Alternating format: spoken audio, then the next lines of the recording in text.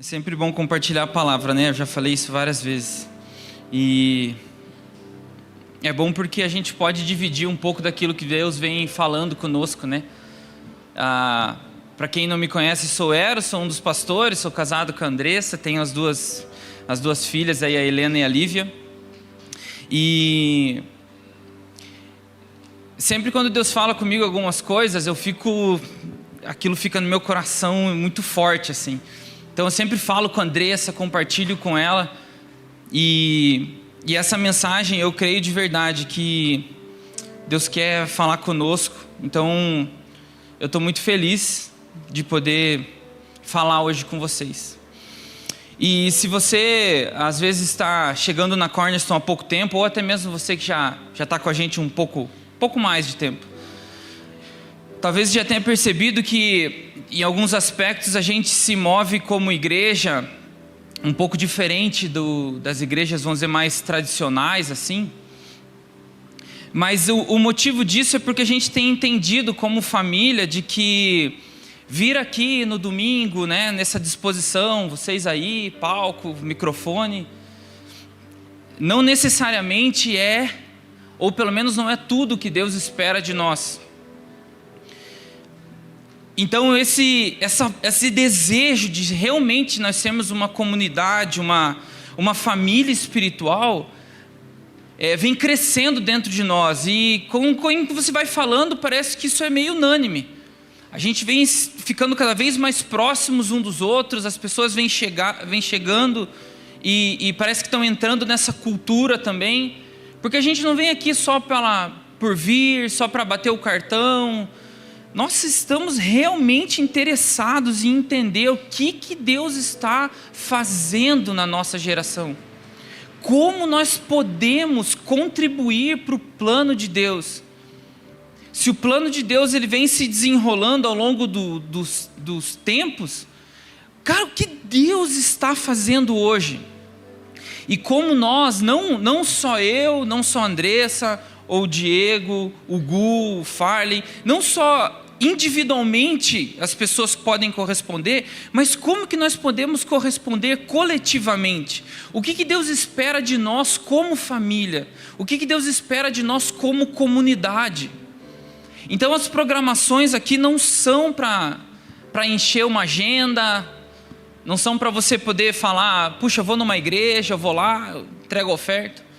Nós estamos interessados em saber o que Jesus está fazendo. E existe um movimento que é o movimento da comunidade, é o movimento da família de Deus. E eu acredito que Deus tem nos fortalecido nesse tempo, principalmente a respeito disso, de família, de comunidade. O Farley pregou sobre isso e eu creio que essa mensagem também está muito alinhada com isso. E eu queria até expandir um pouco mais. Eu não falo que esse movimento que a gente tem sentido aqui seja só para nós, só para a Cornerstone como uma igreja local. Porque você já deve ter visto, muitas pessoas passam por aqui,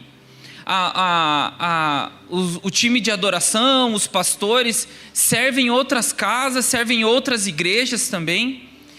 A gente recebe pessoas de fora, como o Diego falou, nós vamos receber algumas pessoas que têm se tornado amigos da casa, né? O Fábio Coelho, o Ângelo Basso, o Haroldo. Pessoal, não deixem de vir, de verdade, não é propaganda do evento não. Realmente eu acredito, eu falo por mim, tá? Eu acredito que alguma coisa muito especial vai acontecer nesses dias. E eu digo que não é só o mover ou tal, e aquela coisa que você sente. Eu acredito que alguma coisa realmente espiritual vai acontecer aqui. Porque quando a gente recebe esses carinhos, os cabeça branca, Daniel aí tá aí com a gente. Mas, por exemplo, o Harold, que é um senhor já, né?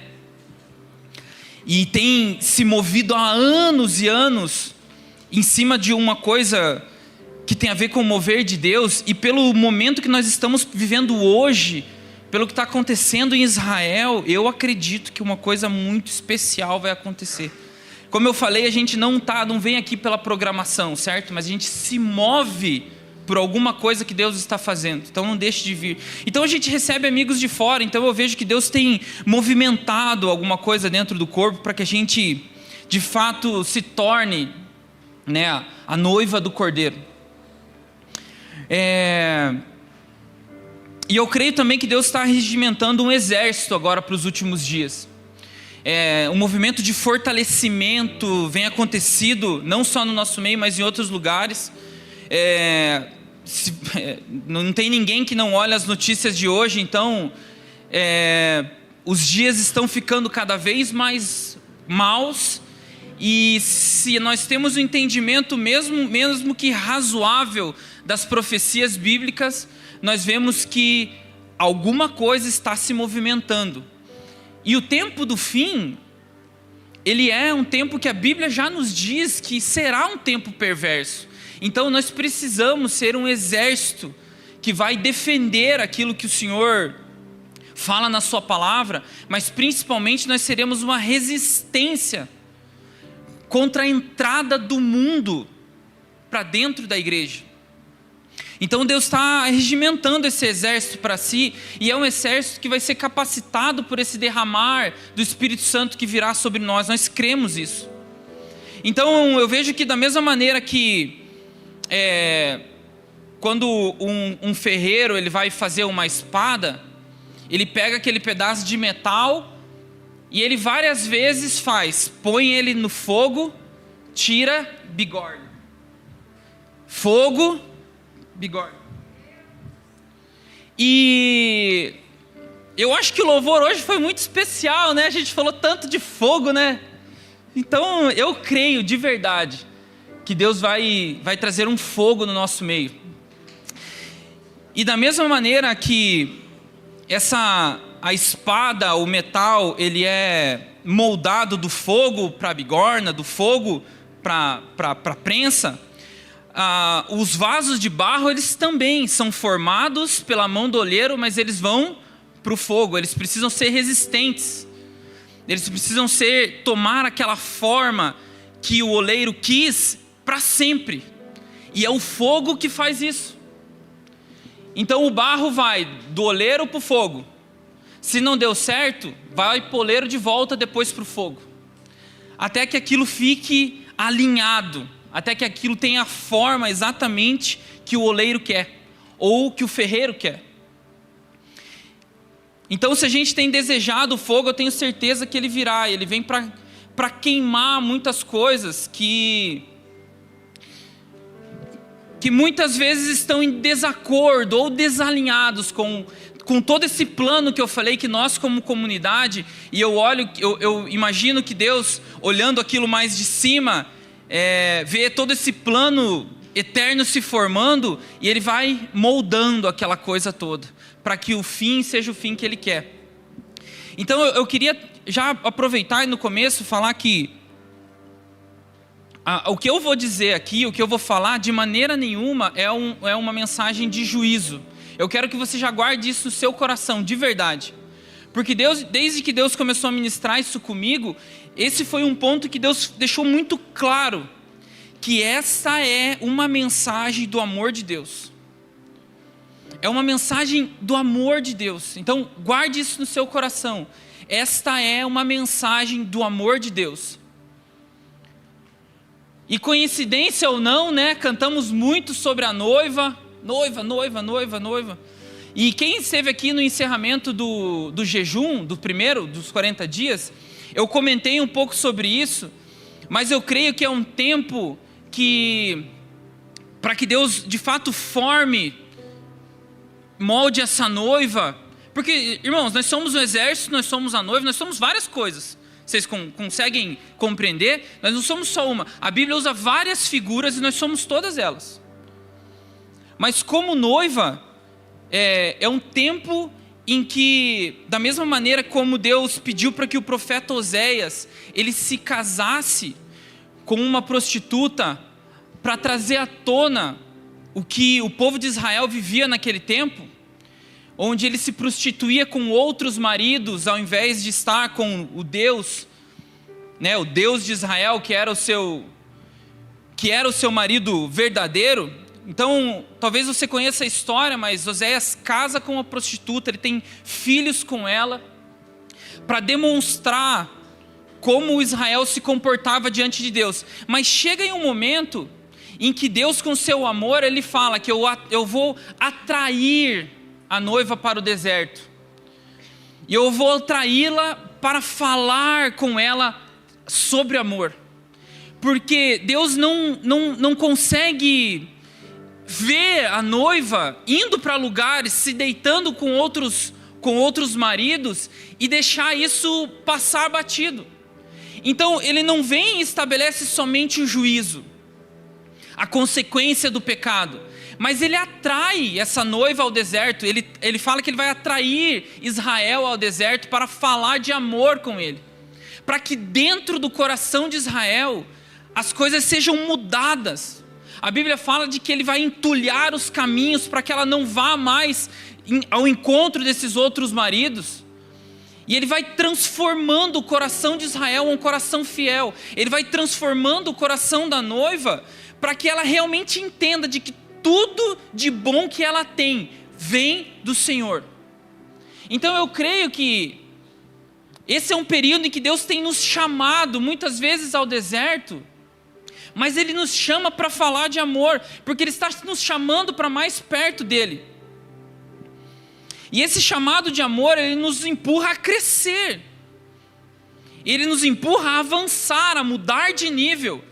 Eu vejo que no meu coração é como se a gente tivesse, né, o pastor File já vem falando isso há tanto tempo, de uma mudança de estação, mas eu vejo que é como se você estivesse lendo um livro e você está várias, vamos dizer, várias horas, ou sei lá o que seja, numa folha, num capítulo, e quando você vira a folha, ele começa um capítulo novo. E aí parece que você se renova com a vontade de ler aquilo. Nossa, o que vai ter agora? É um capítulo novo. Então, se existe uma história que está acontecendo, eu creio que nós estamos virando uma página agora e entrando no novo momento.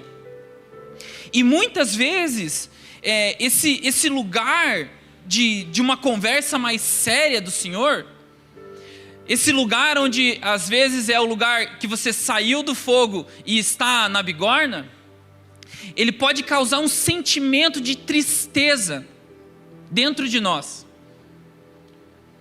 Mas existe uma tristeza que Paulo fala em 1 Coríntios, que é a tristeza segundo Deus.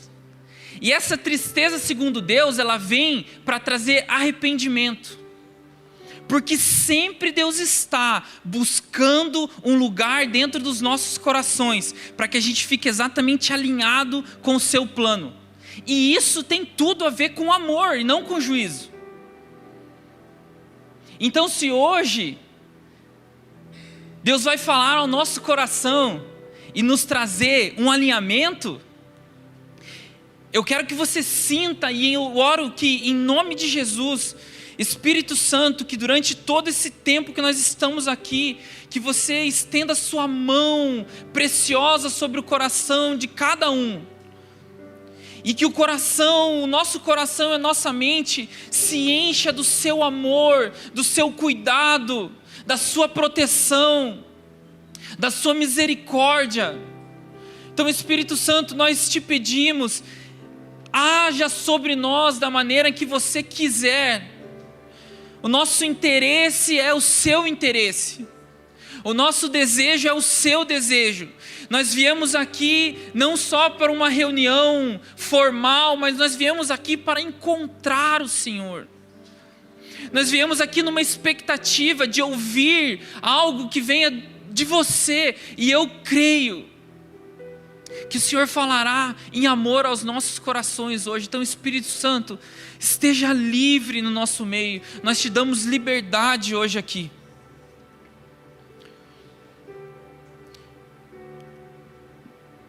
Então eu creio que realmente Deus está muito a fim de preparar algo dentro de nós. E eu creio de verdade que nós ainda estamos em um momento de aprofundar as nossas raízes como igreja, como família espiritual. as raízes, né, as bases, é ela que vai determinar qual vai ser o nosso tipo de árvore, qual vai ser o tipo de fruto. E o fruto saudável é o resultado de raízes profundas e fortes o suficiente para drenar os nutrientes, mesmo em terras muito profundas. A Bíblia sempre fala a respeito da igreja, aponta sobre Israel com figuras de árvores, e sempre são árvores que têm raízes fortes. Então, mesmo em períodos áridos, raízes profundas vão tirar nutrientes de lugares profundos. O meu avô, ele trabalha ainda, né? Mas trabalha a vida inteira com a construção civil, com essas coisas. E você sabe, né, que Balneário Camboriú lá tem um dos maiores prédios do Brasil hoje, né? E aqueles prédios, às vezes de 100 andares, eles têm mais concreto para baixo da terra do que para cima. Então, um fundamento para que sustente um prédio tão alto, ele precisa ser, no mínimo, tão profundo. Então eu creio que é um tempo onde Deus está ainda aprofundando as nossas raízes, para nos deixar com uma base firme. E eu estou demorando, assim, eu quero muito que a gente entenda isso, porque eu creio de verdade que é uma mensagem para os nossos dias. Então, mais do que ir direto ao ponto, esse entendimento a respeito do que Deus está fazendo, talvez seja mais importante até, porque isso com certeza não vai parar hoje, mas em todas as reuniões, em todas as salas, nas Livingstons, na sua casa, Deus vai trabalhar dentro de você, eu creio, para aprofundar as suas raízes, para aquilo que Deus vai fazer no nosso meio, que nós acreditamos em um mover, nós acreditamos que Deus virá, nós estamos aqui perseverando por causa disso, nós cremos que Deus virá com a sua glória sobre nós, mas se nós não tivermos base suficiente, raízes suficiente, como que Ele vai mandar alguma coisa para nós, para nos quebrar no meio? Ele não vai fazer isso. Então o entendimento da necessidade de profundidade e bases sólidas vai permear todos os movimentos que a gente vai fazer. Se a gente olhar para Jesus, Ele gastou os 3 anos e meio do seu ministério na terra cuidando de 12 caras, 12 homens, 12 amigos. Então Jesus na terra tocou muitas pessoas, curou muitas pessoas, mas nós sabemos que eram 12 aqueles que estavam com Ele todo o tempo, eram 12 aqueles que Ele falava, explicava as parábolas. E depois que Ele morreu e foi ao céu, nós sabemos que Ele apareceu para um grupo relativamente grande de pessoas, mas junto com esses 12, na descida do Pentecostes, estavam somente 120 pessoas. Sem dúvida nenhuma, Jesus tocou muito mais pessoas do que 120, muito mais. A Bíblia fala que Ele apareceu para pelo menos 500 pessoas, depois de ter morrido e ressuscitado. Mas eu falo que esses 12 homens foram cuidados de perto por Jesus, para que eles tivessem base suficiente para conseguir sustentar aquelas 5.000 pessoas que vieram na primeira pregação de Pedro depois do Pentecostes, depois mais as outras pessoas que vieram depois, foram 3.000, né, e depois subiu para 5.000.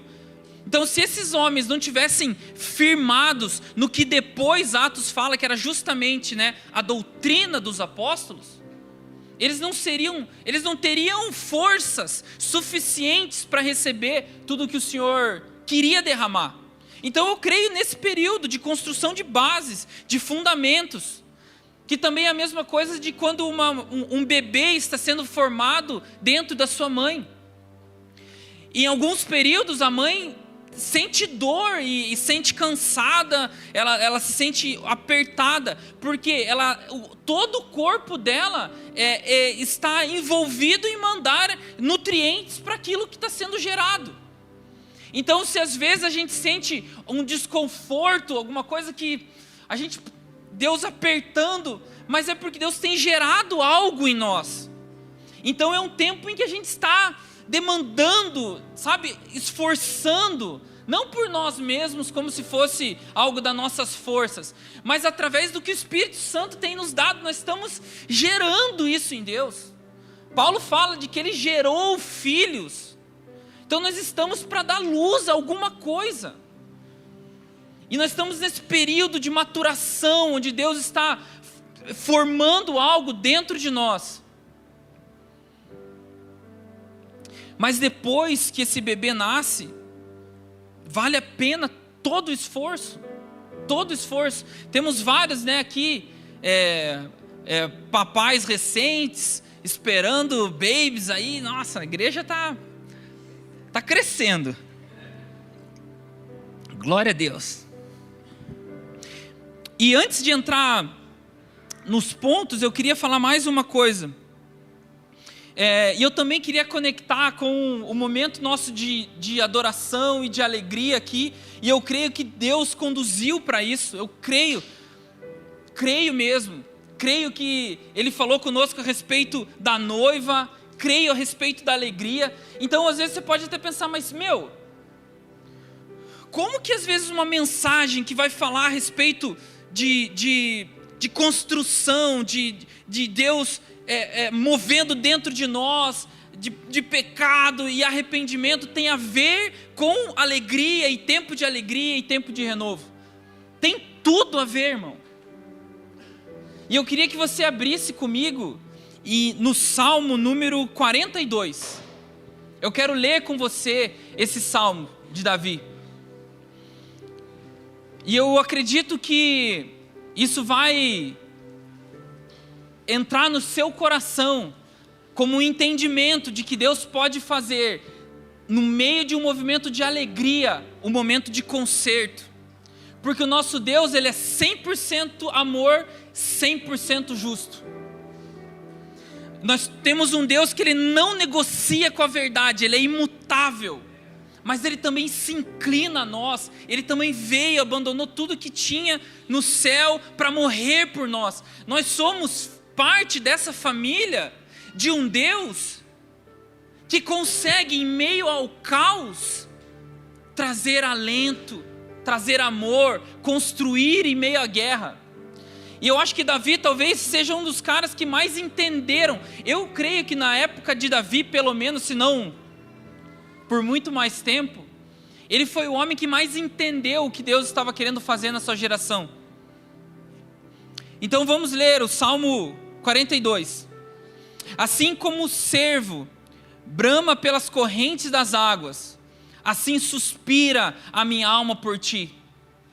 A minha alma tem sede de Deus, do Deus vivo. Quando entrarei e me apresentarei ante a face de Deus? Quantas vezes nós não cantamos já sobre isso, Minha alma anseia por Deus. Isso fala de uma vontade, de uma necessidade, do amor de Davi.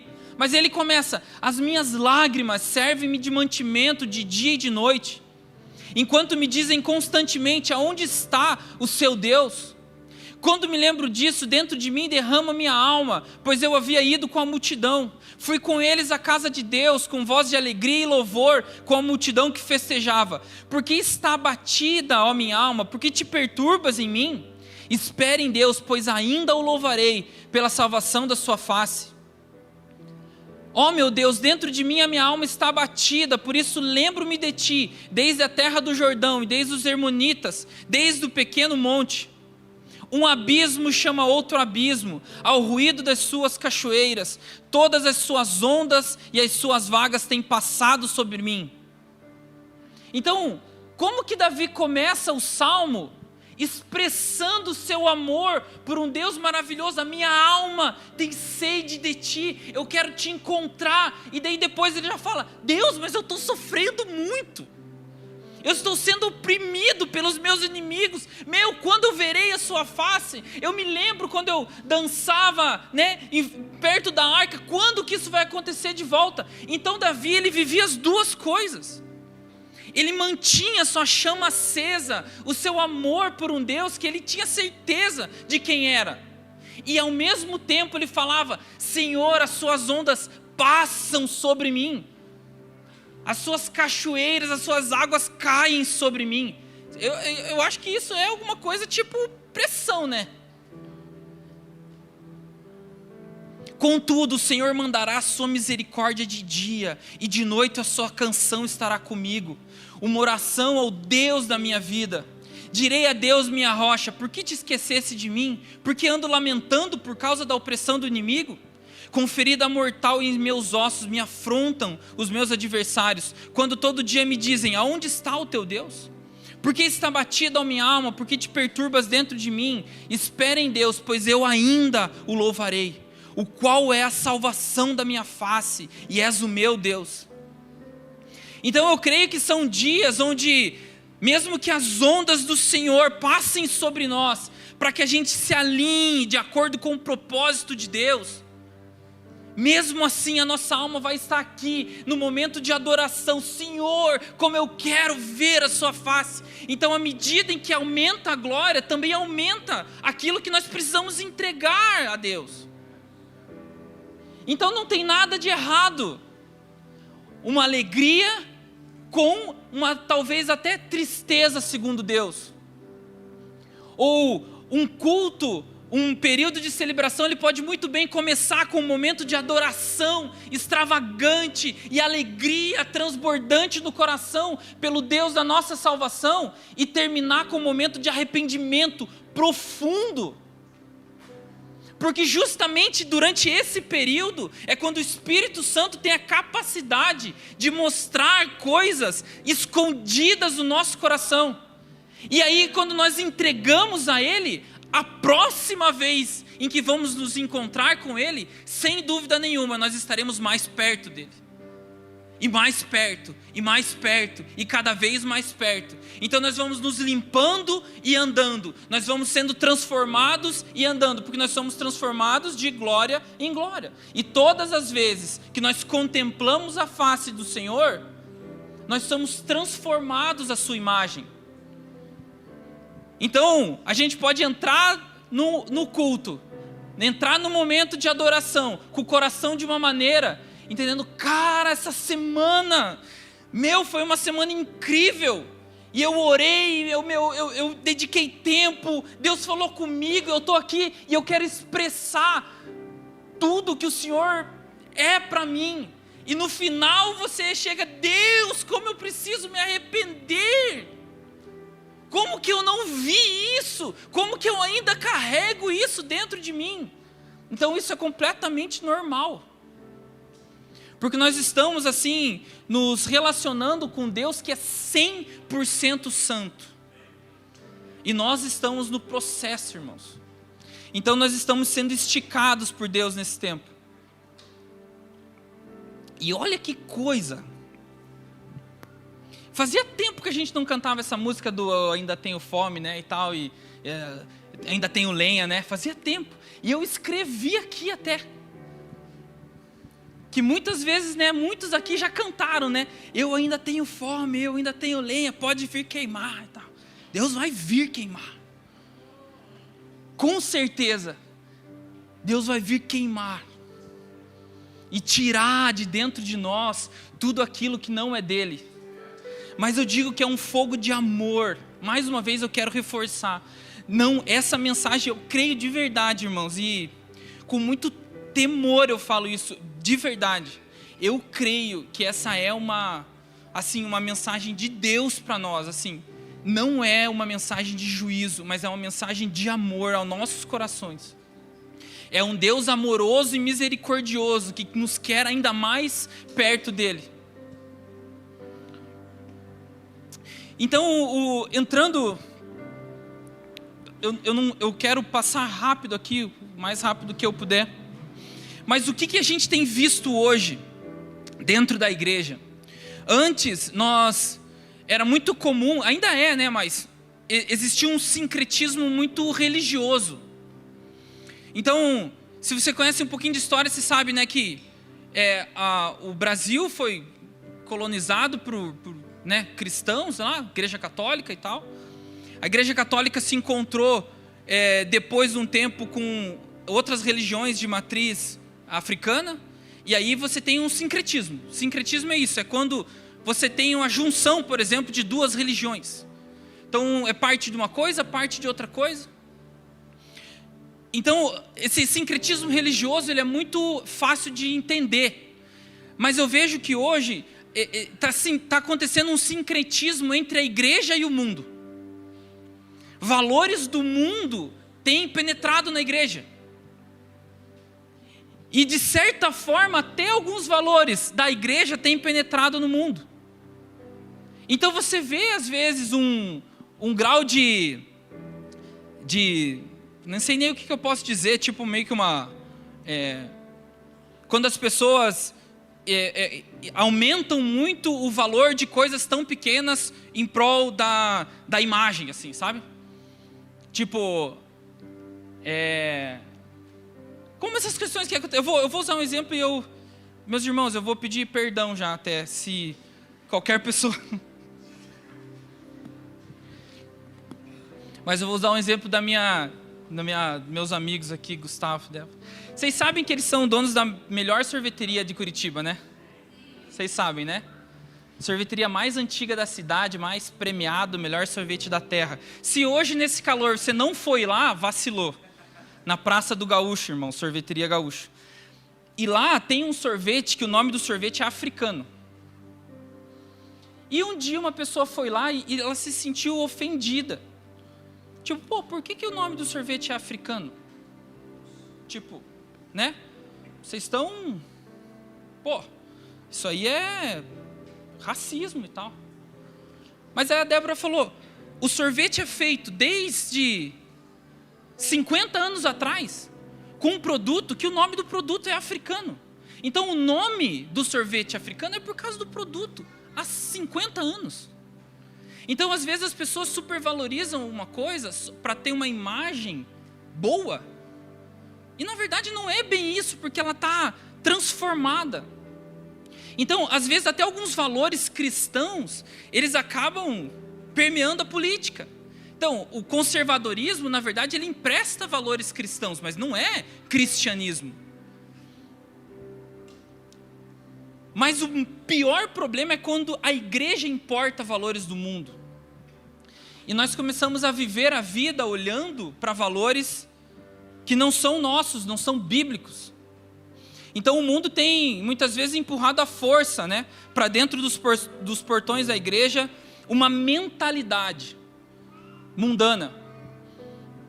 E é uma mentalidade, algo que vem de dentro do coração, é uma coisa que, da mesma maneira que os babilônios, eles não matavam simplesmente os povos que eles subjugavam, mas eles transformavam os caras em babilônicos, através de, vez após vez, colocando a cultura babilônica dentro deles. E eu vejo que muitas vezes é isso que tem acontecido com a igreja. O Timothy Keller fala que a gente precisa até se parecer de alguma maneira com a cultura dos nossos tempos, para que a gente possa comunicar com ela. Mas em algum momento, o evangelho vai precisar oferecer uma quebra.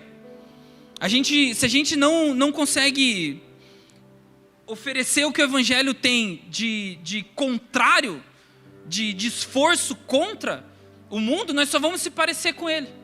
Então, isso é uma coisa que acontece com uma certa frequência, irmãos.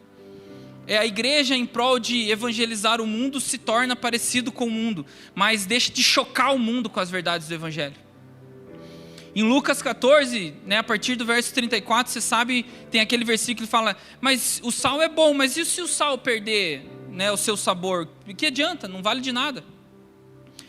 Então esses valores do mundo estão disfarçados e muitas vezes estão matando a igreja.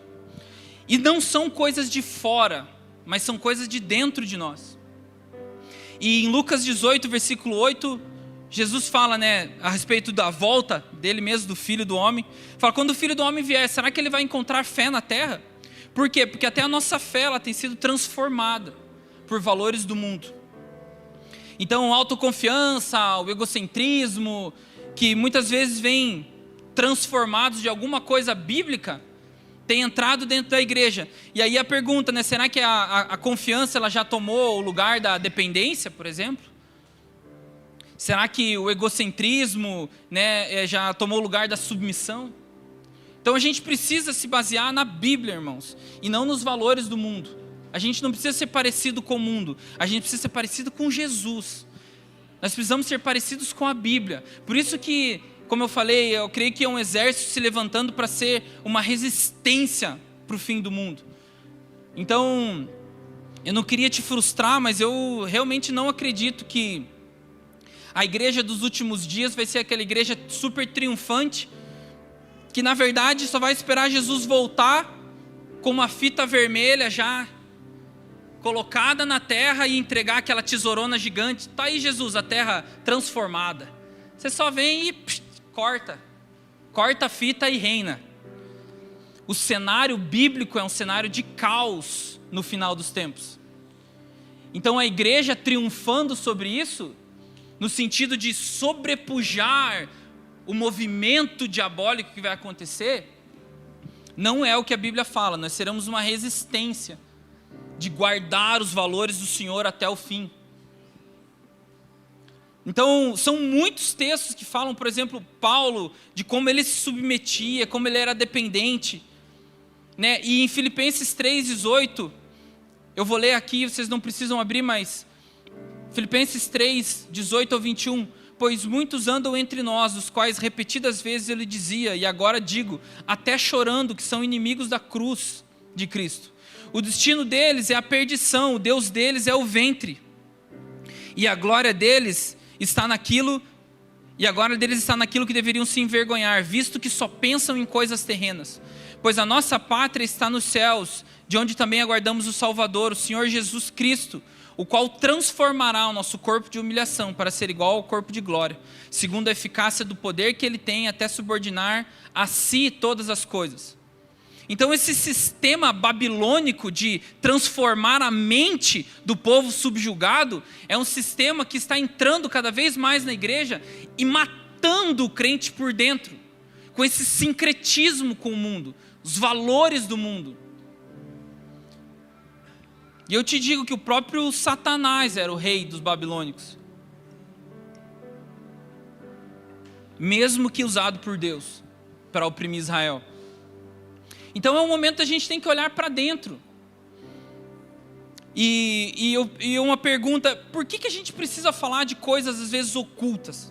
Por que a gente precisa falar de coisas internas? Por que a gente precisa falar de pecados que ninguém vê? De coisas que estão só dentro do coração e da mente, dos nossos corações e das nossas mentes. Porque tem muitas vezes que algumas coisas não são vistas externamente.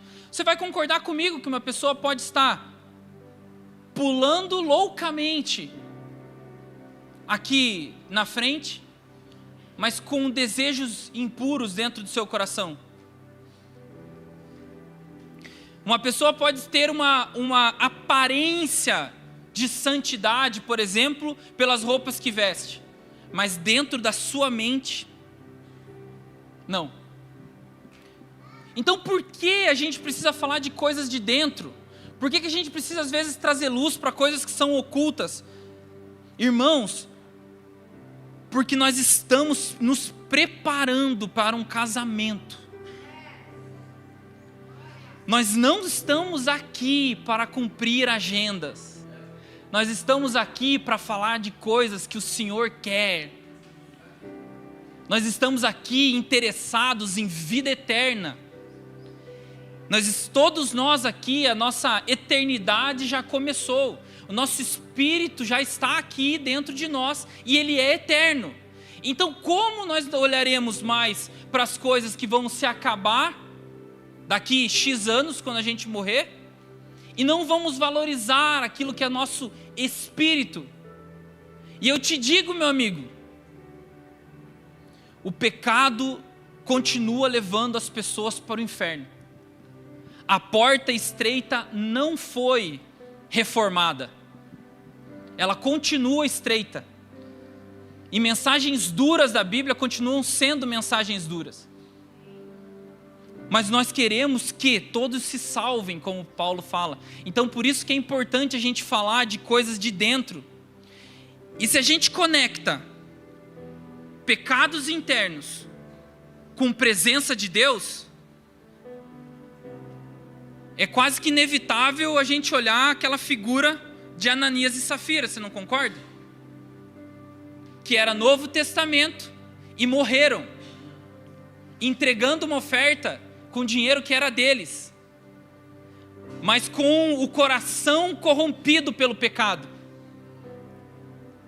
Ele fala: por que você deixou que o diabo fizesse isso? Quando você vendeu essa propriedade, o dinheiro não era teu, ela não era tua, quando você vendeu não era teu, então por que você quis mentir ao Espírito Santo? E eles morreram dentro da igreja. No Novo Testamento, olha só, irmão, que coisa, né? Mas muitas vezes a gente não vai ver pessoa, pode ser, não sei, né? Pode ser que a gente morra, né?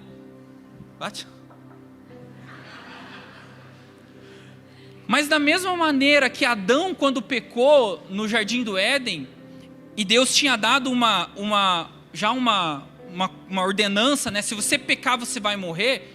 Quando Adão pecou, ele não morreu instantaneamente.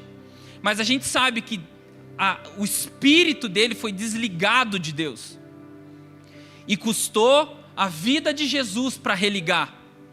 Então nós estamos falando de espíritos eternos.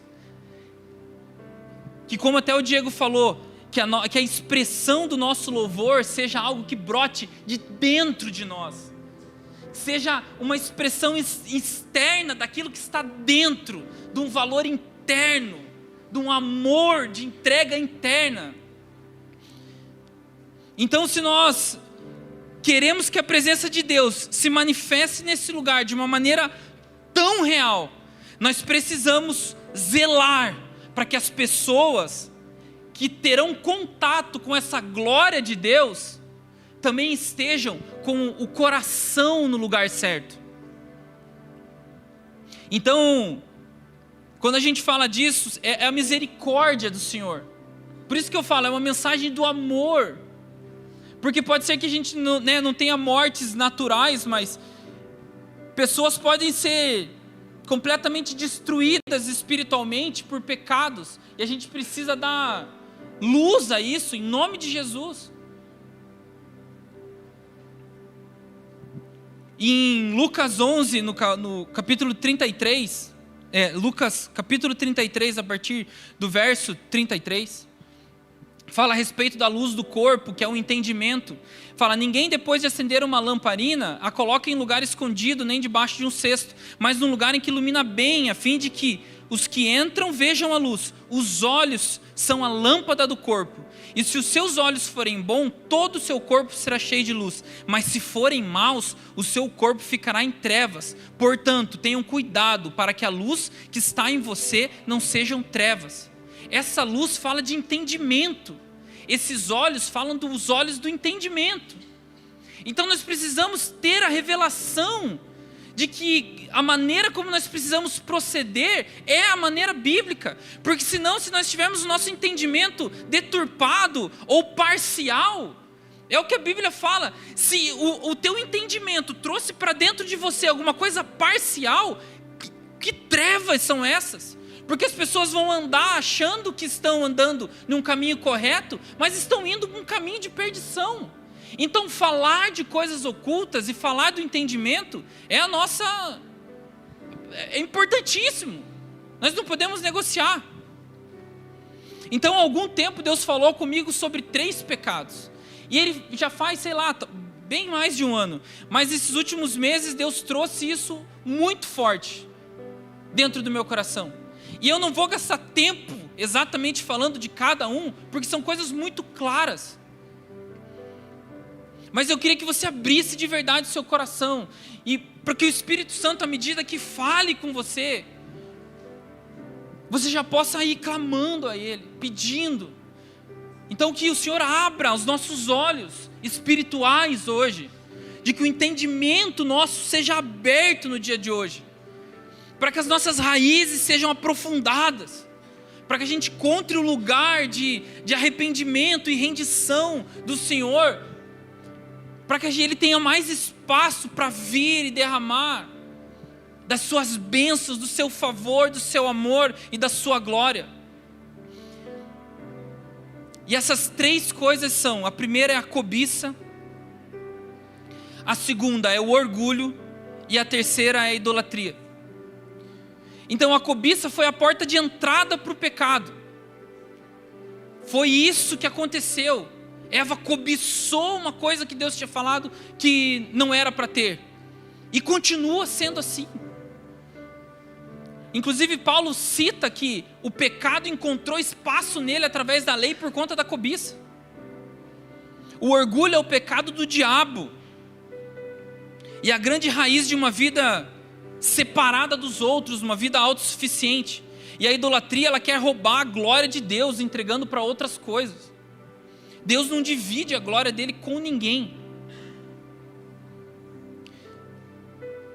Então, quando a gente fala de orgulho, 1 Timóteo 3,6 fala que o bispo, que o bispo não seja recém-convertido, para não acontecer que fique cheio de orgulho e incorra na condenação do diabo. Então, por que orgulho? Cara, orgulho é o pecado do diabo, do cross.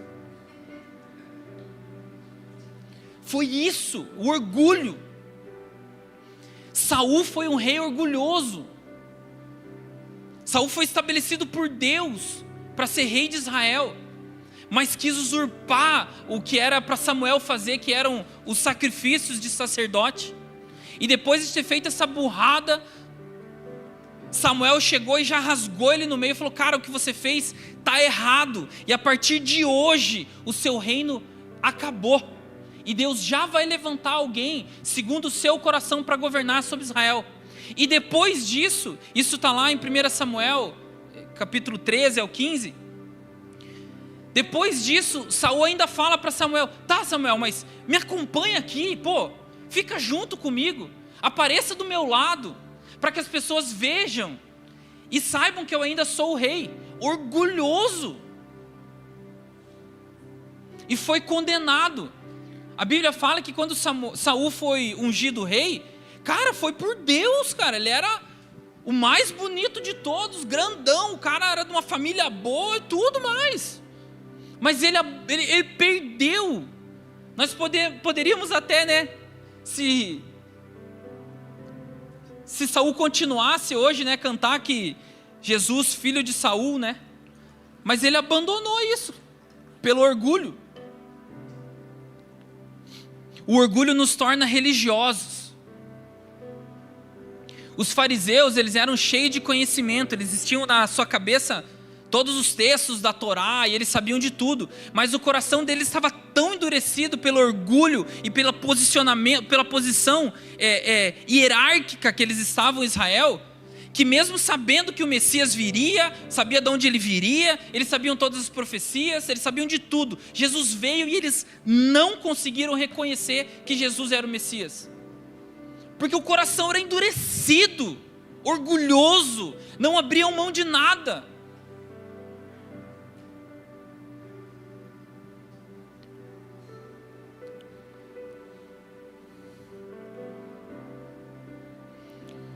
Em Lucas 18, no versículo 9 a 14, tem aquela passagem onde Jesus fala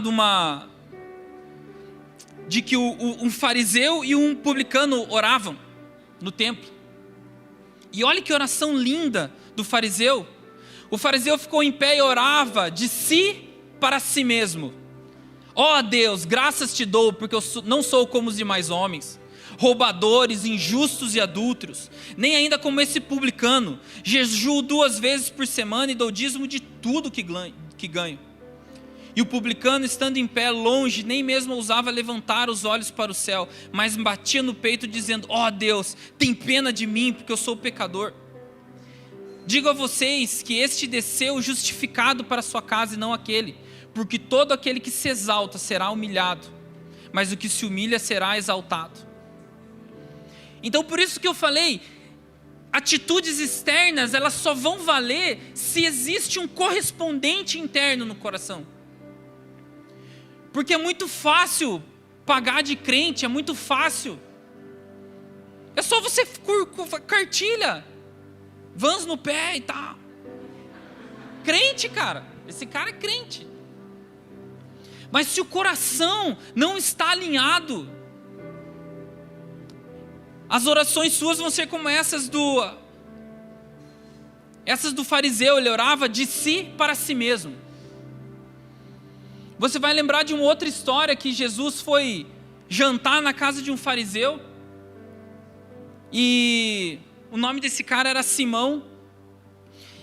Ele recebeu Jesus, mas ele estava ali mais para inquirir, ele estava ali mais para perguntar coisas. Ele não reconhecia quem Jesus era. Então ele não fez nada para servir Jesus. Não lavou seus pés, não fez nada. Até que veio aquela mulher pecadora, que derramou aos pés de Jesus o perfume caríssimo, que chorava aos seus pés e enxugava com os seus cabelos. E quando Jesus falou para ele: desde que eu cheguei na sua casa, essa mulher não para de beijar os meus pés, e você não fez nada, você não me deu água, você não me serviu nada. Então o orgulho nos torna religiosos. O orgulho, ele nos prende, ele não nos deixa enxergar quem realmente Deus é. O que interessa é o que está dentro de nós, o que interessa é o que está dentro do nosso estômago. Nós precisamos abandonar o orgulho. Paulo fala aos Filipenses que nós precisamos sempre considerar os outros superiores. Ele fala, não façam nada por interesse pessoal ou por vaidade, mas por humildade, cada um considerando os outros superiores a si mesmo, não tendo em vista somente os seus próprios interesses, mas também o dos outros. Tenham vocês o mesmo modo de pensar de Cristo Jesus, que mesmo existindo em forma de Deus, não considerou ser igual a Deus algo que deveria ser retido a qualquer custo. Tiago 4, do 6 ao 10 fala: mas ele nos dá cada vez mais graça, por isso diz, Deus resiste aos soberbos, mas dá graça aos humildes. Portanto, sujeitem-se a Deus, mas resistam ao diabo e ele fugirá de vós. Cheguem perto de Deus e ele se achegará a vocês. Limpem as mãos, pecadores. E vocês que são indecisos, purifiquem o coração. Reconheçam a sua miséria, lamentem e chorem.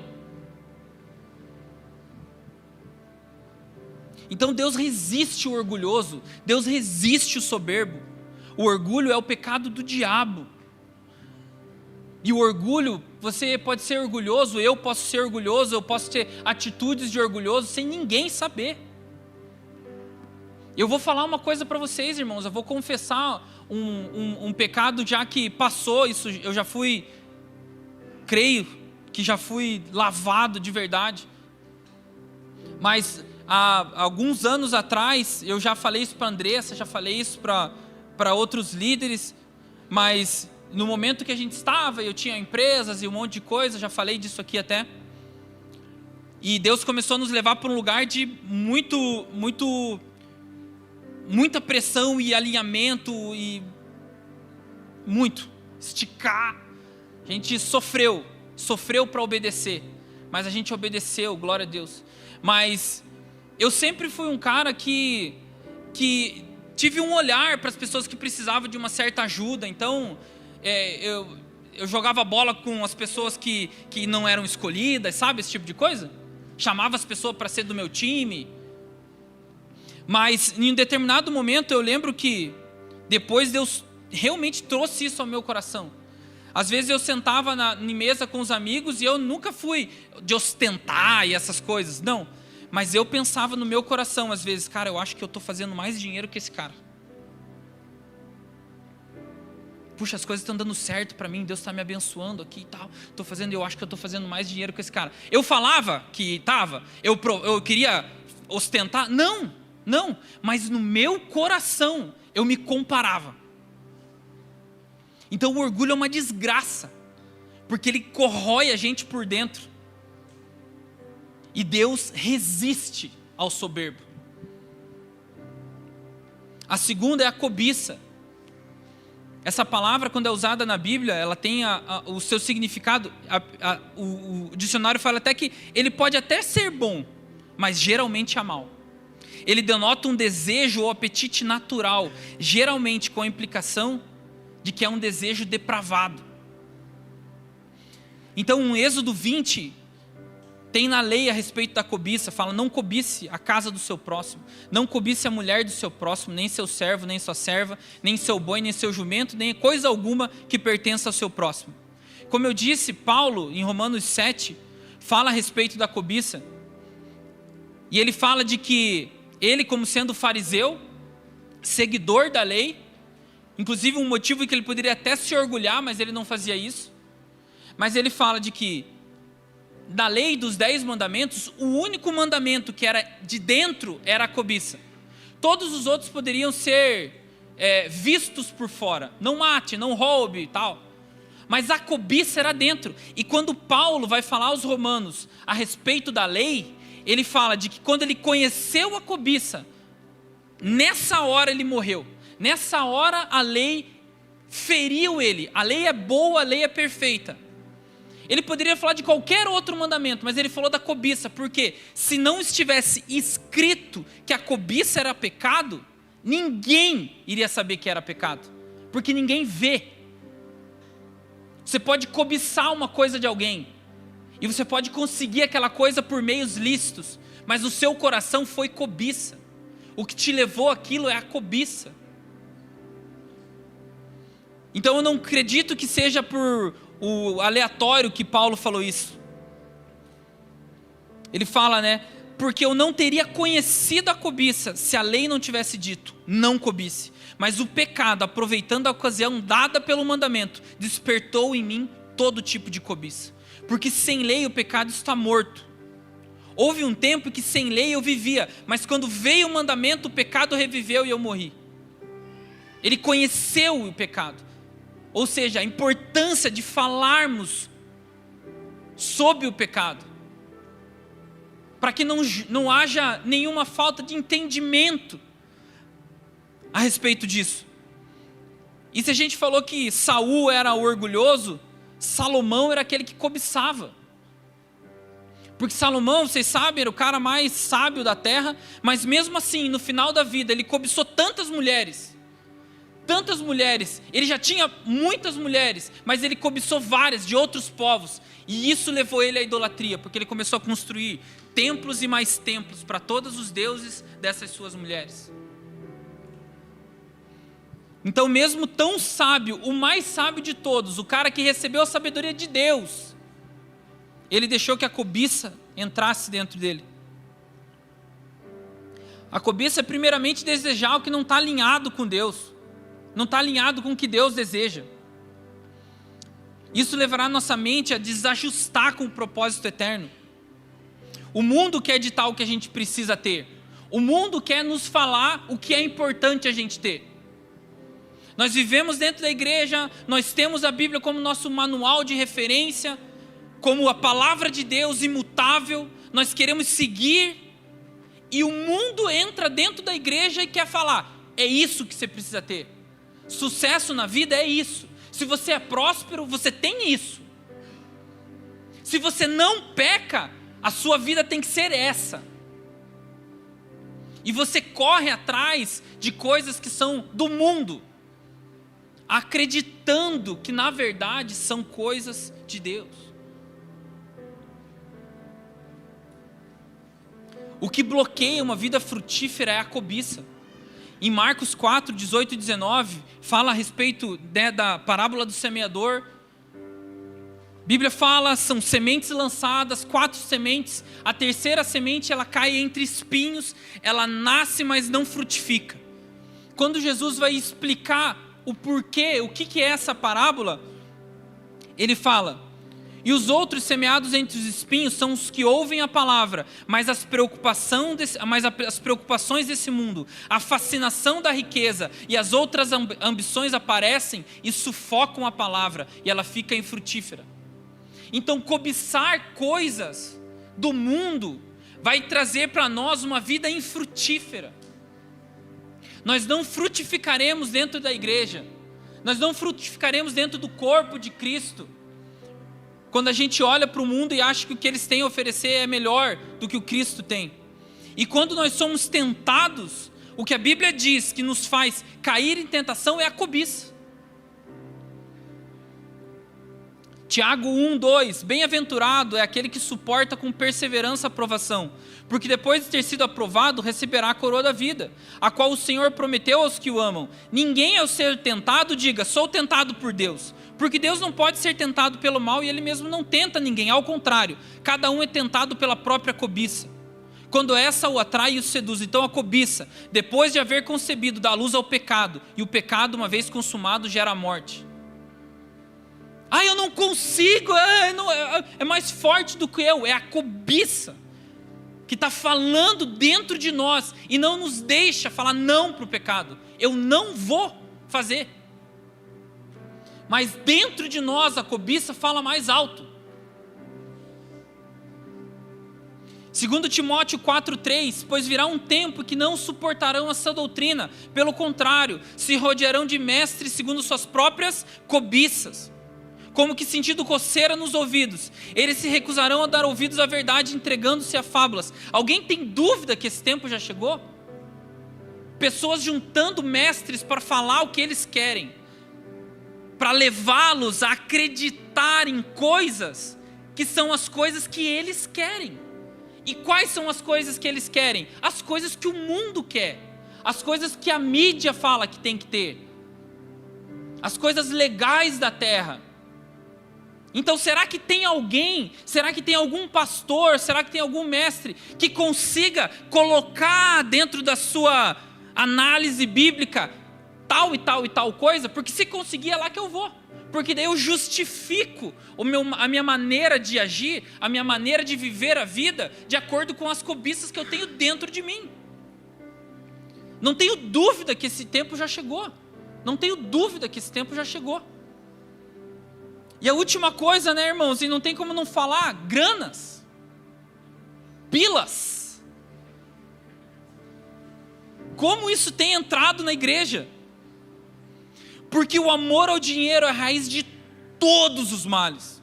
E alguns, nessa cobiça, se desviaram da fé e atormentaram a si mesmo com muitas dores. Hoje, todos os crentes espertos estão colocando grana em cripto.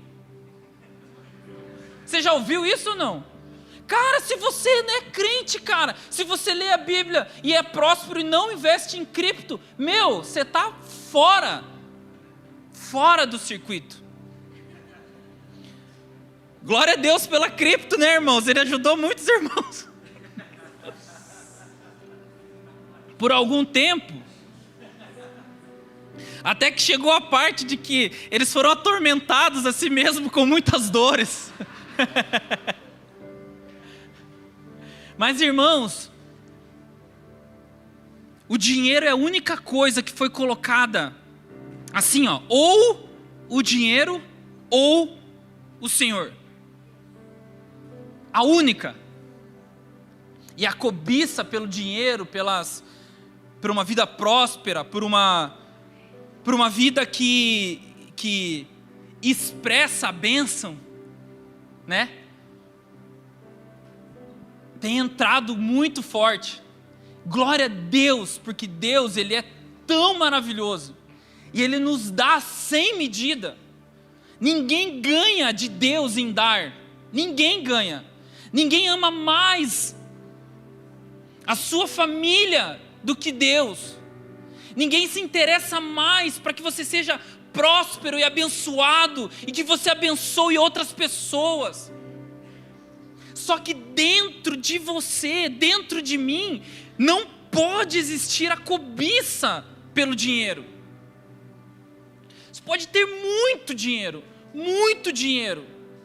desde que dentro de você o valor por aquilo não vai se sobrepor ao Senhor. Que você não sirva, que você não viva a sua vida para fazer dinheiro. Não é por isso que nós estamos aqui. Não é por isso que nós estamos aqui. E o último, a idolatria. Então, na lei, da mesma maneira que tinha cobiça, tinha idolatria. Êxodo 20. Eu sou o Senhor seu Deus, que o tirei da terra do Egito, da casa da servidão. Não tenha outros deuses diante de mim. Não faça para você imagens de escultura, nem semelhança alguma do que há em cima do céu, nem embaixo da terra, nem nas águas debaixo da terra. Não adore essas coisas, nem preste culto a elas, porque eu, o Senhor seu Deus, sou Deus zeloso, que visita a iniquidade dos pais nos filhos, até a 3ª e 4ª geração daqueles que me odeiam, mas faço misericórdia até 1000 gerações daqueles que me amam e guardam os meus mandamentos. Acabe era um rei idólatra. Acabe era aquele rei que viveu no mesmo período de Elias, que casou com Jezabel. E muitos reis, eles foram idólatras, muitos. Mas a história de Acabe com Baal era terrível, terrível. A ponto de Deus levantar Elias como um profeta, faca na bota daqueles dias, que fez cair fogo dos céus e matou 400 profetas de Baal. Olha o nível de juízo que Deus fez descer naquele lugar. Acabe era o cara que via Elias e falava assim: ah, é você que vem, o perturbador de Israel. E Elias falava: cara, eu perturbo porque o que você está fazendo está errado, isso é idolatria, você está levando o povo à desgraça, você está acabando com Israel. E muitas vezes nós criamos deuses, nós projetamos a imagem do Deus da Bíblia em coisas que fazem bem para nós. E muitas vezes a gente pega esses recortes do Deus verdadeiro e a gente vem para adorar esse Deus no domingo. Não o da Bíblia mesmo, com todas as suas facetas, todos os seus mandamentos. Nós adoramos aquele que a gente projeta. A parte de Deus que é importante e boa para nós, essa é a que a gente adora. Por exemplo, é bom adorar o Deus do amor, mas o Deus justo não. Então eu apago essa parte da justiça, a não ser que seja bom para mim, e fico só com a parte do amor. Mas se a gente vem e adora esse Deus aqui, isso é idolatria também, porque não é o Deus de verdade, é outro. Ele está vestido como o Deus da Bíblia, mas é outro, porque a gente quis apagar a parte dele. É um recorte da nossa mente, um recorte do nosso coração. E quando você pede alguma coisa, quando nós pedimos alguma coisa para esse Deus e não recebe, o que a gente faz? A gente fica bravo com o Deus da Bíblia. A gente acha que Deus na verdade é o Papai Noel, e aí a gente pede um monte de coisa e ele não dá, e a gente fica bravo com o da Bíblia. Fala: cara, eu não vou mais nessa igreja, cara, eu não vou mais, tá louco? Eu não, tô aí passando por um monte de coisa, ele não olha para mim, ele não me ama, tô fora. Cara, tem que voltar, cara. Salmos 42. A minha alma anseia por ti, Senhor, mesmo quando as suas ondas passam sobre mim.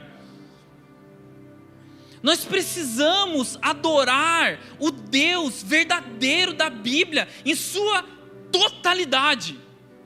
Totalmente Deus. Ele é tudo para nós.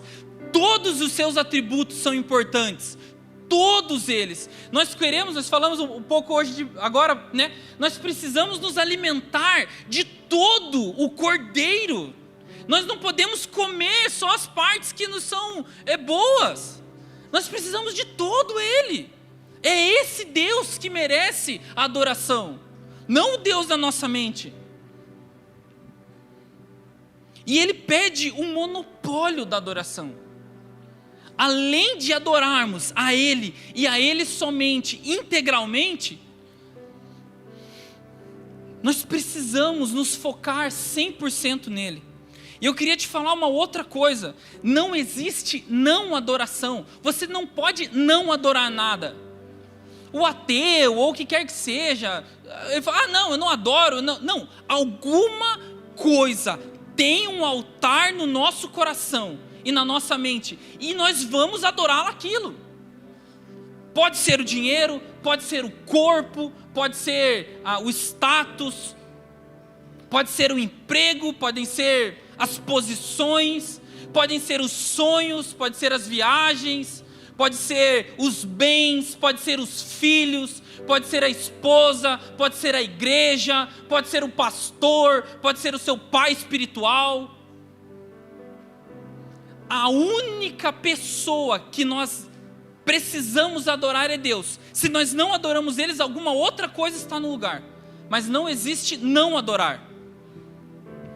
Por isso que é tão fácil cair em idolatria.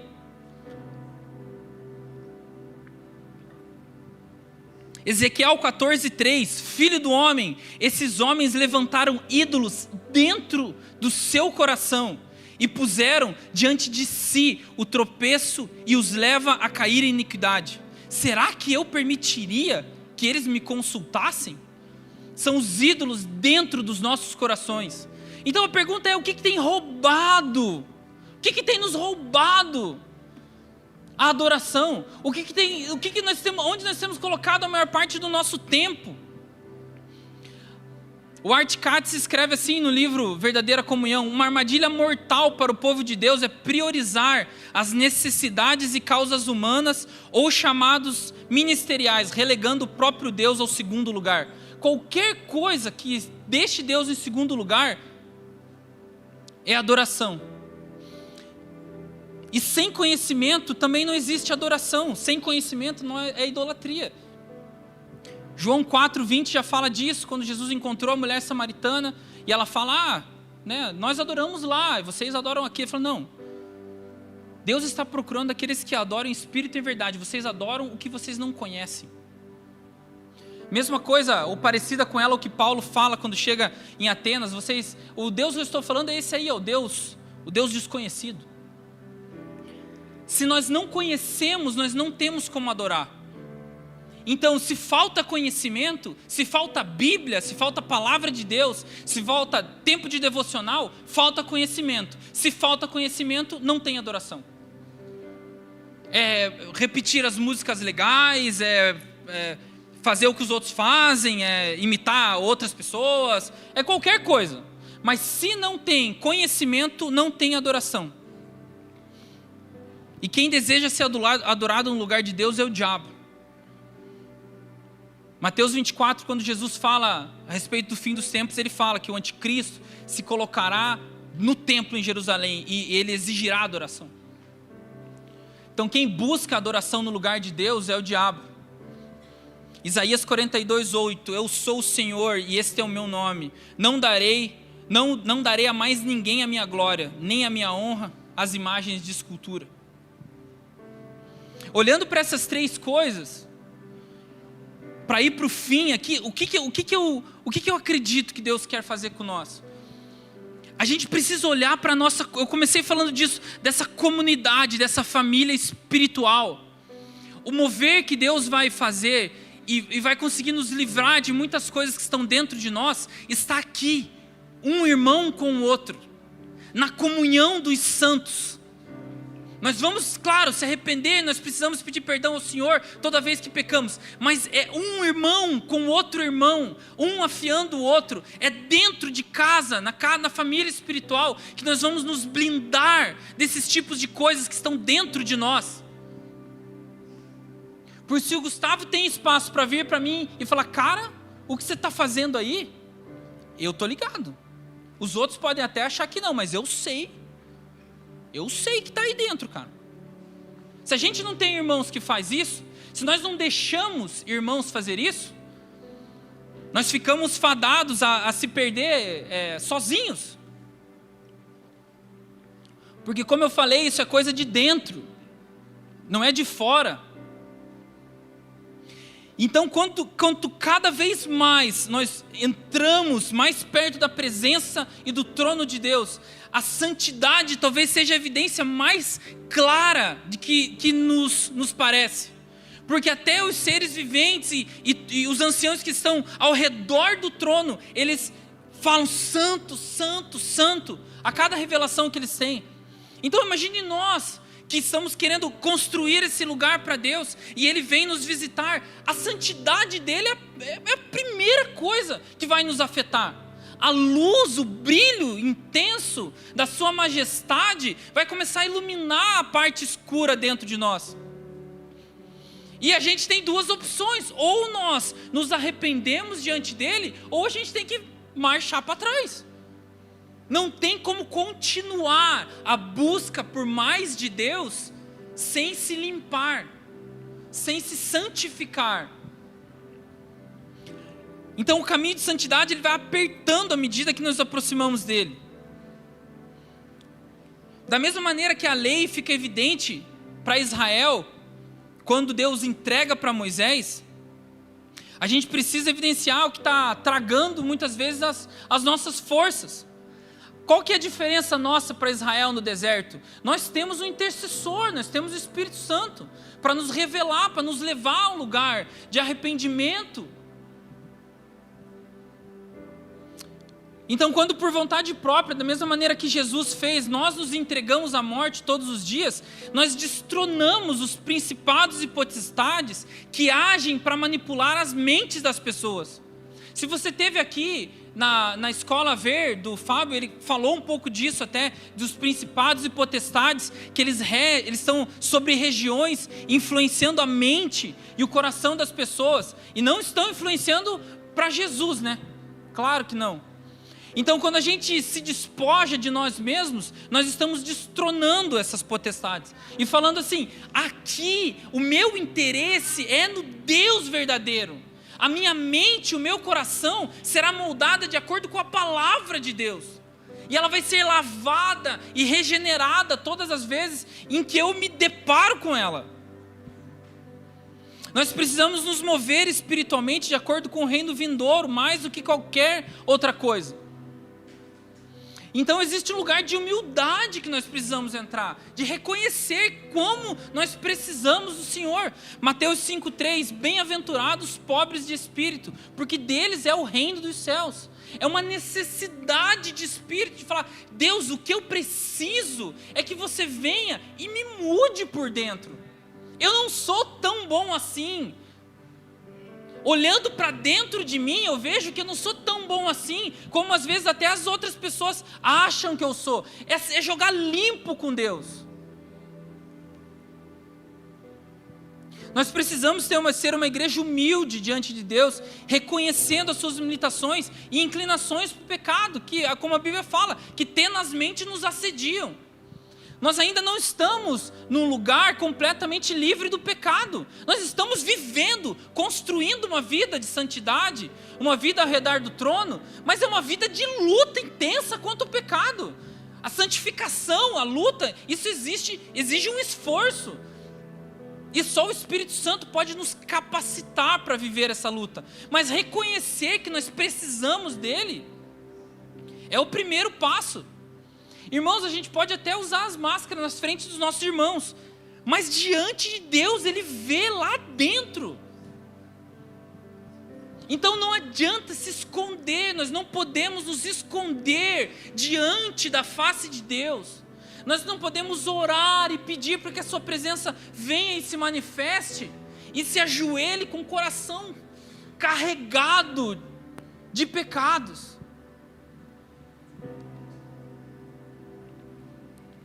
Em Marcos 10, a partir do 35, é quando Tiago e João pedem para Jesus, para que quando ele for para o reino dele, eles sentem-se um à sua esquerda e um à sua direita. Eu não vou ler esse texto inteiro, mas ele fica muito claro, porque depois que Jesus os repreende, os outros discípulos falam que se iraram contra ele, tipo assim: parece que ou ele pediu antes, cara, eu que ia pedir para sentar do lado. Então você vê um texto muito carregado de orgulho, sabe? Carregado ainda de cobiça, mesmo falando com o Senhor. Então assim, nós precisamos ser transformados do mesmo jeito que os discípulos precisaram. Por isso que eu falo, Jesus gastou seu tempo com esses 12 homens, para forjar algo dentro deles, e foi uma caminhada. Então nós estamos no meio dessa jornada. Isso tudo vai evidenciar o quanto nós somos necessitados de Deus. E é por isso que Ele escolheu colocar tesouros em vasos de barro, para que não haja orgulho, para que não tenha cobiça, para que a glória seja somente dEle. Nós somos esses vasos de barro na mão do Senhor. E ele decidiu colocar tesouros dentro desses vasos de barro. Mas mesmo esse vaso precisa estar no formato do oleiro. Ele precisa passar pelo fogo para que ele fique resistente. Tiago 5,15 fala do papel importantíssimo que nós temos uns com os outros para nos livrar do pecado. Portanto, confessem os seus pecados uns aos outros e orem uns pelos outros para que vocês sejam curados. Muito pode, por sua eficácia, a súplica do justo. Então pode ser, meu irmão, que hoje ou durante essa semana você vai procurar algum irmão seu, parceiro, assim, da família de Deus, da sua casa, e vai abrir o seu coração e vai pedir que ora por mim. Só que sabe qual que é a coisa maravilhosa que vai acontecer? Esse irmão vai saber que você pecou e precisa de ajuda. E pode ser que você se surpreenda, porque ele vai falar: cara, eu também preciso confessar para você uma coisa, eu preciso da sua ajuda. E vocês juntos vão poder se ajudar. Mas o pecado vai ser curado pela confissão entre os irmãos. Então nós vamos nos livrar do pecado à medida que andamos cada vez mais em família. Principalmente do pecado de dentro. Porque o pecado de fora, fica fácil você confrontar o irmão. Pô, fez uma baita de uma bobagem, todo mundo viu e falou: cara, você está maluco? Mas quem que vai chegar para você e perguntar: cara, será que você está cobiçando aí? Por um acaso? Por um acaso você está cobiçando? Por um acaso você está idolatrando alguma coisa a mais que o Senhor? Cara, isso depende de nós. Nós precisamos primeiro se achegar a Deus para arrepender. E se a gente precisar ser curado, a gente vai ter que falar com o nosso irmão. Pode ser o pastor, pode ser um diácono, pode ser quem for, mas um irmão na fé, da família. Por isso que eu digo, juntos Deus está construindo uma coisa em nós. Não só em um ou em outro, em nós. Deus está nos levando a um lugar. Nós seremos as pedras vivas que edificam um lugar para a morada de Deus. Não é um ou outro. Somos nós.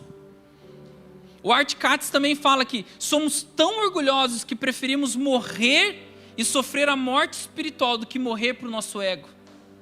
Que é quando a gente se livra de nós mesmos. Primeiro confessando a Deus. E depois você vai possivelmente precisar confessar aos seus irmãos, ou a sua esposa, os seus pais. Isso são os entranháveis afetos que o Farley falou no domingo passado. Onde um irmão se mistura tanto com o outro a ponto de poder ter essa confiança. Então essa gente quebrada que reconhece isso, que entende que a vida cristã não é um conto de fadas, sabe? Os líderes da igreja, os pastores, nós precisamos andar em testemunho, é óbvio. Mas também ninguém é perfeito não, irmão. Nós somos povo de Deus, nós estamos buscando, lutando ardentemente contra o pecado. Mas todos nós precisamos. E a vida em comunidade precisa desse entendimento. Eu queria pedir para o pessoal subir aí já vai encerrar. A gente tem ceia hoje ainda e eu creio que vai ser um tempo de bênção. Mas a gente precisa trocar a cobiça pelo contentamento. Nós precisamos, no lugar do orgulho, ter a humildade. No lugar da idolatria, a verdadeira adoração. Se nós não formos humildes o suficiente para reconhecer o quanto nós precisamos de Jesus, pode ser que a gente continue matando Ele, levando cada vez Ele para a cruz de volta, pecando, um atrás do outro deliberadamente. Ou a gente pode apagar o Espírito, que é como a Bíblia fala. Então eu queria ler um texto com você de Tiago 4, do 1 ao 10, se você quiser abrir comigo para acompanhar. Tiago 4, do 1 ao 10. É um texto importante. Isso conecta tudo dentro de uma comunidade. Tiago 4, do 1 ao 10. De onde procedem as guerras e brigas que há entre vocês? De onde, senão dos prazeres que estão em conflito dentro de vocês? Vocês cobiçam e nada têm, matam e sentem inveja, mas nada podem obter, vivem a lutar e a fazer guerras.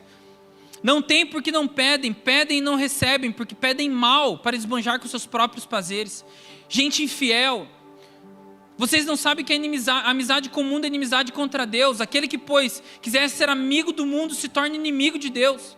Ou vocês pensam que é em vão que as Escrituras dizem, é com ciúmes que por nós anseia o Espírito, que Ele fez habitar em nós? Mas Ele nos dá cada vez mais graça, por isso diz, Deus resiste aos soberbos, dá graça aos humildes. Portanto, sujeitem-se a Deus, resistam ao diabo, ele fugirá de vós. Cheguem perto de Deus e Ele se achegará a vocês. Limpem as mãos, pecadores. E vocês que são indecisos, purifiquem o coração. Reconheçam a sua miséria, lamentem e chorem. Que o riso de vocês se transforme em pranto, que a alegria se transforme em tristeza. Humilhem-se diante do Senhor e Ele os exaltará. Uma última frase do Art Katz, do livro Verdadeira Comunhão, e eu indico para vocês. A última fortaleza do ser humano é a autojustificação. Sempre que somos confrontados, nossa tendência é racionalizar, apresentando nossas justificativas e defesas. Quando abandonamos essa postura e nos rendemos, então experimentamos um romper espiritual. Deus não virá, irmãos, porque nós somos bons. Ele não virá porque nós estamos fazendo cada vez mais turnos de oração. Ele não virá porque nós estamos no segundo período de 40 dias de jejum. Ele não virá porque a nossa igreja é legal. Ele não virá por nada disso. Ele virá porque aqui tem gente que reconhece que se nós vivemos a vida sem a presença dele aqui, isso não é vida. Então, na verdade, um avivamento, ele vem para nos trazer a vida de volta, porque nós somos mortos sem ele. É esse sentimento que nós precisamos ter. Da mesma maneira que existia aquele vale de ossos secos, nós precisamos ser, cara, nós estamos tão secos. Nós precisamos da vida de Deus em nós. É isso que atrai o Senhor. Porque se a gente achar que a gente é tão bom, a gente faz um louvor tão bom, a gente ora tão bem, a gente conhece tanta gente, ele só vai falar, eu resisto a esses soberbos que acham que estão construindo alguma coisa. Cara, o que nós precisamos é nos humilhar. Eu falei isso até no encerramento do jejum. Cara, acho que não tem uma oração melhor para os nossos dias, que é daquele jovem, cara, do avivamento de Gales. Senhor, dobra-nos. Senhor, humilha-nos. Senhor, dobra-nos. Senhor, nos faz voltar ao lugar de rendição. Nos faz voltar ao lugar de entendimento de que se não for a sua presença, nós não temos vida. Não é que a gente quer viver melhor com o Senhor. Não, nós queremos viver. Porque sem Ele é morrer. Então nós precisamos olhar para dentro de nós. Então por isso eu digo, irmãos, isso não acaba aqui, com certeza. Por isso que eu até gastei tempo, peço perdão pelo horário. Mas principalmente para o início, esse entendimento precisa permear a nossa família espiritual. Deus está fazendo alguma coisa e essa coisa vai começar dentro de nós. O que atrai o Senhor é o nosso coração, é quando a gente se derrama nele. Como Davi falava, se você quisesse sacrifícios eu faria, mas eu sei que o que você quer é um coração quebrantado e contrito. Então é isso que nós precisamos entregar a Ele. Um coração que diz, Senhor, eu preciso da sua misericórdia. Espírito Santo, eu preciso da sua ajuda. Eu preciso me arrepender, porque eu tenho cobiçado coisas. Senhor, eu preciso de ajuda, eu me arrependo. Eu tenho idolatrado algumas coisas. Eu tenho te colocado em segundo lugar. Senhor, eu preciso da sua ajuda, porque o orgulho tem sido forte para mim. Eu estou achando que eu sei alguma coisa. Então eu queria que você ficasse em pé. A gente vai orar. Nós temos, graças a Deus, mesmo que um prédio não tão grande, um prédio um altar enorme. As igrejas precisam sempre de altares grandes. Então você dá a sua resposta, você faz do jeito que você quiser, porque como eu acabei de falar, a pessoa pode vir aqui chorar 5 litros, mas se o coração não estiver ali, não adianta. É melhor uma pessoa ir pro carro chorar num lugar que ninguém vai ver e se arrepender verdadeiramente, do que vir aqui na frente chorar. Porque no final das contas, irmãos, vai valer se a gente conhece a Ele ou não. A gente não vai ter como argumentar com Ele. Então, encontre um lugar para que o Espírito Santo sonde o seu coração. Peça, Espírito Santo, sonda-me, como Davi falou, ache em mim se há algum caminho mau, ache em mim, que a sua luz brilhe, e vamos orar. Logo depois a gente vai ceiar com o Senhor. O momento bom para ceiar, com o coração livre. Espírito Santo, doce amigo, Espírito Santo, mais uma vez nós te pedimos, haja, se mova no nosso meio, porque nós precisamos de você, Espírito Santo. Nós precisamos do seu agir dentro do nosso coração. Senhor, nós queremos esse reino dentro de nós. Nós queremos o teu reino dentro de nós, Jesus. Sonda o nosso coração, sonda o meu coração, Jesus, para ver se há em mim algum caminho mau. Que se precisar ser gerada uma tristeza, segundo o Senhor, que leve ao arrependimento, nós estamos aqui, nós estamos dispostos a pagar esse preço, porque nós queremos a sua presença, nós queremos o Senhor aqui, Jesus. Nós queremos ser esse lugar onde você queira estar, um lugar que você se sinta bem, um lugar que você tenha espaço para agir. Em nome de Jesus, Espírito Santo, haja no nosso meio. Toca os corações, toque as mentes, traz a memória, Senhor. Que o orgulho caia, que a cobiça caia, que a idolatria caia, que o ego seja desfeito, Senhor. Que a gente ache no nosso meio irmãos corajosos para confessar o seu pecado, Senhor. Que encontre no nosso meio pessoas que são idôneas para ouvir as confissões, Senhor. Constrói em nós, Senhor Jesus, um povo maduro, uma noiva pronta, preparada, limpa, adulta, consciente. Senhor, mova no nosso meio. Toca os corações, Jesus. Toca os corações, Jesus. Nós não oramos ao vento, Senhor. Nós queremos que você está assentado à destra do Pai. E nós queremos, Senhor, estenda a sua mão sobre nós. Ache em nós um lugar que você queira estar. Espírito Santo, que ficou conosco para nos revelar aquilo que Jesus não pôde deixar naquele momento, nos capacita a entender as verdades que vão nos levar ao lugar de conhecimento e de adoração. Nós precisamos de você, Jesus. Nós precisamos de você, Jesus.